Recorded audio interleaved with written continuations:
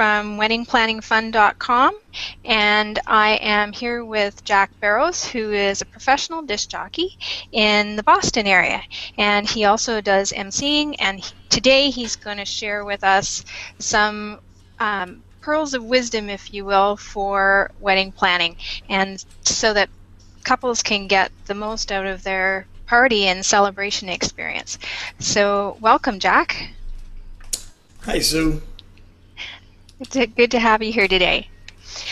I wanted to ask you, first of all, what are the 3 pieces of wisdom from your experience that could help couples when they're planning their wedding, and so that they have the celebration that they want to have at the party after the big ceremony? What 3 pieces of wisdom? Well, first, Sue, I think that most important is to decide what kind of party they'd like to have and to kind of reconcile that with their guest list. As an example, I had a bride and groom that loved alternative rock music, and they decided that they only wanted songs from those kind of groups during the dance period of their wedding reception. Mm-hmm. Now, for them and their 5 or 6 friends, it was a really great wedding reception. But for 95% of the other guests that didn't care for the music, not so much. So, really, weddings are about bringing your family together to enjoy your celebration with you. What I suggest is you play appropriate family music, and then if you'd like to have a unique music, maybe do it with the after-hour party with your friends. The second thing I would suggest is to choose professional vendors. They have the experience and the skills that it takes to make your event uniquely yours.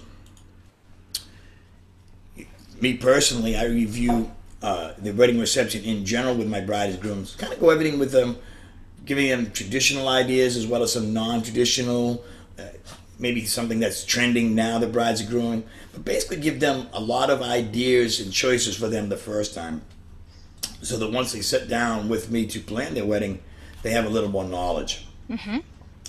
And the third thing is, if you've done the first 2, all you're going to have to do is relax.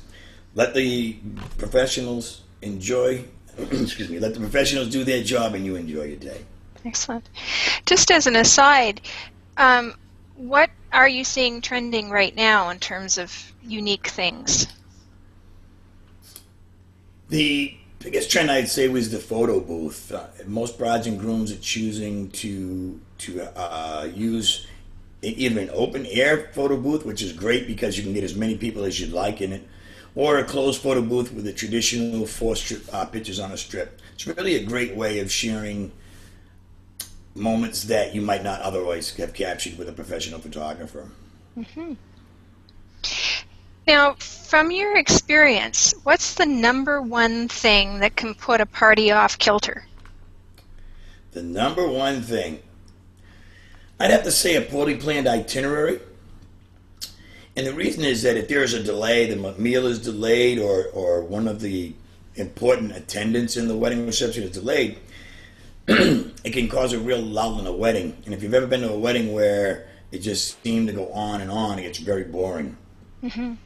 Now, what I do is I'm always cognizant of what's going on in the room, and when I kind of sense that and I don't see any servers in the room, I'll start to play interesting music, maybe a special request from one of the guests, or a sing-along song like A Big Pizza Pie in the Sky, or Sweet Caroline's great for people in the Boston area. Excellent. So is that how you would be able to help the couple get the party back on track? Exactly. Typically what I find is that you just need some kind of input, stimulation. So by my paying requests, typically they're going to be a request that is popular enough with all of the guests that some will go to the dance floor, or if it's a sing-along song, many of the guests will start to join in. And I usually use something that's unique to that area or to the family. Like I say, in Boston, Sweet Caroline is our Boston Red Sox song. Yeah. So, as a professional DJ, what do you do to plan for a successful celebration? Well, there's kind of 2 phases in planning. The initial one, where I first meet with the bride and groom, and as I stated before, is kind of go over a wedding reception in general to give them ideas to start thinking. We then meet approximately 2 weeks before the wedding reception to kind of nail down their itinerary. Now, at the reception, I speak to as many guests as possible during the cocktail hour and dinner hour, and it does a lot for me. One, it lets people know that I'm approachable, and I think that's the biggest thing from a DJ is to become approachable to the guests. I get a great request list. It's uncanny how someone from the group will request a song, and it'll be a song that is kind of for the family, and it's just it's classic. And the third thing, I know who's in a party mood that day, so that kind of gives me enough information with my pre-planning to create the wedding that they always wanted. Excellent, excellent. Well, before we head off, is there anything else that you'd like to add? Well, I'd like to keep a wedding reception fun, upbeat, and classy, and I guarantee that all of my weddings will be enjoyable. Excellent. Thank you so much, Jack. I appreciate your time today.